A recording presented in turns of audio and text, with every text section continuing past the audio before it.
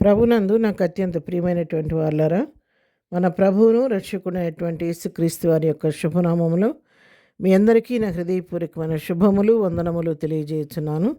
ఉదయకాల సమయంలో దేవుని వాక్యాన్ని ధ్యానం చేసుకుందాము. ఈరోజు వాక్య ధ్యానము కొరకు మనం తీసుకున్నటువంటి లేఖన భాగము మత్తయి సువార్త 5వ అధ్యాయము 44వ వచనం చదువుకుందాం. నేను మీతో చెప్పినదేమనగా, మీరు పరలోకమందున్న మీ తండ్రికి కుమారులై ఉండునట్లు మీ శత్రువులను ప్రేమించుడి, మిమ్మల్ని హింసించు వారి కొరకు ప్రార్థన చేయుడి. ఆమేన్. దేవుని నామమునకు మహిమ కలుగును గాక. ఇక్కడ మీరు నాకు కుమారులుగా ఉండాలంటే మీరు చేయవలసింది ఏంటంటే, మీకు శత్రువులు ఉన్న వారిని మీరు ప్రేమించండి. ఎవరైతే మిమ్మల్ని బాధిస్తున్నారో, హింసిస్తున్నారో వారి కొరకు ప్రార్థన చేయండి అని చెప్పి దేవుని వాక్యం సెలవిస్తూ ఉంది. అయితే అసలు మొట్టమొదట మన కుమారులుగా కుమార్తెలుగా మనం ఎట్లాగూ అంగీకరించబడతామని మనం చూసినట్లయితే, యోహాను సువార్త 1వ అధ్యాయం 12వ వచనం చదువుకుందాం. తన్ను ఎందరు అంగీకరించిరో వారికి అందరికీ, అనగా తన నామమందు విశ్వాసం ఉంచిన వారికి దేవుని పిల్లలగుటకు ఆయన అధికారము అనుగ్రహించెను. చూసారు, ఇక్కడ ఎవరైతే దేవుని అంగీకరిస్తారో, ఆయన నామమందు విశ్వాసం ఉంచుతారో వారిని అందరికి కూడా దేవుడిచ్చిన అధికారం ఏంటంటే, ఆయన పిల్లలవటానికి, ఆయన కుమారులుగా కుమార్తెలుగా అధికారం మనకు దేవుడు అనుగ్రహించాడు. కాబట్టి మనం ఆయన ఎరిగిన మనము, ఆయన్ను విశ్వసించిన మనము, ఆయన అంగీకరించిన మనము ఆయన కుమారులుగా కుమార్తెలుగా ఆయన సొత్తుగా ఈ లోకంలో జీవిస్తున్నాం. అయితే ఇక్కడ భక్తుడు చెప్పిన రీతిగా మీ కుమారులుగా ఉండాలంటే మీ శత్రువులను ప్రేమించమని చెబుతున్నాడు. అయితే అందుకే ఇక్కడ అపోస్తలుడైన పౌలు ఫిలిప్పీ సంఘానికి రాస్తున్నాడు.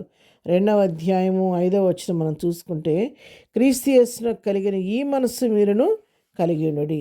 ప్రభు యేసుక్రీస్తు వారు ఏ మనసు అయితే కలిగి ఉన్నాడో ఆ మనసు మీరు కూడా కలిగి ఉండమని చెప్పి ఇక్కడ ఫిలిప్పీ సంఘానికి రాస్తున్నాడు. అవును పిల్లరా, ప్రభువు కలిగిన మనస్సు మనం కలిగి ఉండాలి. ఆ మనస్సు మనలో ఉంటే మనము కూడా ఆయన కుమారులుగా ఆయన కుమార్తెలుగా ఈ లోకంలో గుర్తించబడతాము. ప్రజలు మనం చూసినప్పుడు నిజంగా ఈమె దేవుని కుమార్తె, నిజంగా ఈ బిడ్డ దేవుని కుమారుడని దాని గురించి సాక్ష్యం ఇస్తాడు.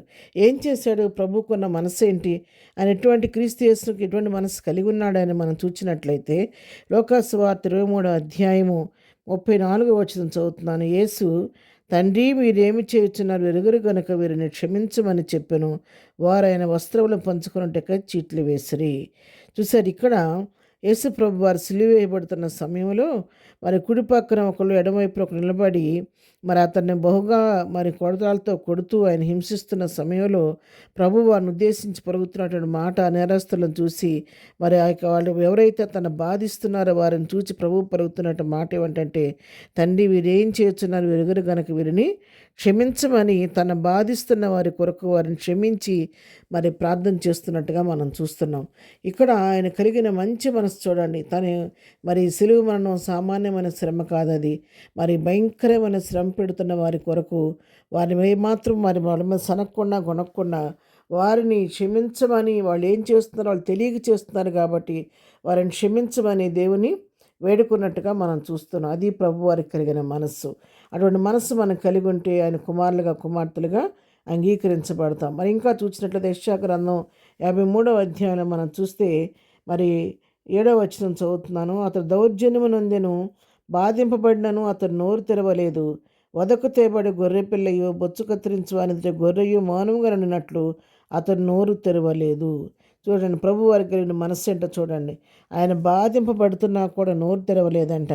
వదకు తేబడి గొర్రె ఏ విధంగా ఆ యొక్క కషాయి వాడిని నమ్మి వెళ్తూ ఉంటుంది, అట్లాగా బొచ్చు కత్తిరించు అని యొద్ద గొర్రె ఎట్లా మౌనంగా గెలుద్ది, అట్లా మౌనంగా ఆయన గొర్రె కషాయి వాడిని వెంబడించినట్లుగా ఆ విధంగా మౌనంగా వెళ్ళి దౌర్జన్యాన్ని అనుభవించాడు, అన్యాయపు తీర్పు పొందాడు. నీ కొరకు నా కొరకు సమస్తాన్ని దారపోసాడు. అది ప్రభు వారికి ఉన్న మనస్సు. కాబట్టి అటువంటి మనస్సు మనం కలిగి ఉంటే మనం కూడా ఆయన కుమారులుగా కుమార్తెలుగా అంగీకరించబడతామని చెప్పి దేవుని వారికి సెలవిస్తుండగా, క్రీస్తు యేసును కలిగిన మనసు మనం కూడా కలిగి ప్రభు బిడ్డలుగా ఈ లోకంలో ముందుకు సాగిపోదాం. ప్రార్థన. ప్రేమగలిగిన తండ్రి, పరిశుద్ధుడైన మా ప్రియ ప్రభా, నీ పరిశుద్ధ పాదములకు వందనాలు. ఉదయకాల సమయంలో ప్రభా మాకు ఇచ్చినటువంటి ఈ శ్రేష్టమైన వాక్య భాగాన్ని బట్టి నీకు వందనాలు. నీ కలిగిన మంచి మనసు మాకు అందరికీ దయచేయండి. శత్రువుల్ని ప్రేమించే మనసు, హింసించే వారి కొరకు ప్రార్థించే మనసు మాకు దయచేసి ఈ లోకం నిన్నుపోలి జీవించే కొరకు మాకు అందరికీ దయచేయండి. ఈ పునరుద్ధానపు దీవెనలతో నింపండి నాయన. ప్రతి వారి అవసరక్క తీర్చు. దినం బర్త్డే, మ్యారేజ్ చేసుకునే బిడ్డలను దీవించండి. వారి జీవితాలలో కుటుంబాలకు కావాల్సిన మేలు, ఆశీర్వాదం, దీవెన దయచేయండి. నా జీవితంలో కూడా నూతన సంవత్సరం దయాకిరీటం ధరింపు చేసినందుకు నీ కోటాను కోట్ల స్తుతి స్తోత్రాలు చెల్లిస్తూ యేసునామంలో ప్రార్థించడిగి పొందుకొని ఉన్నాము తండ్రి. ఆమెన్.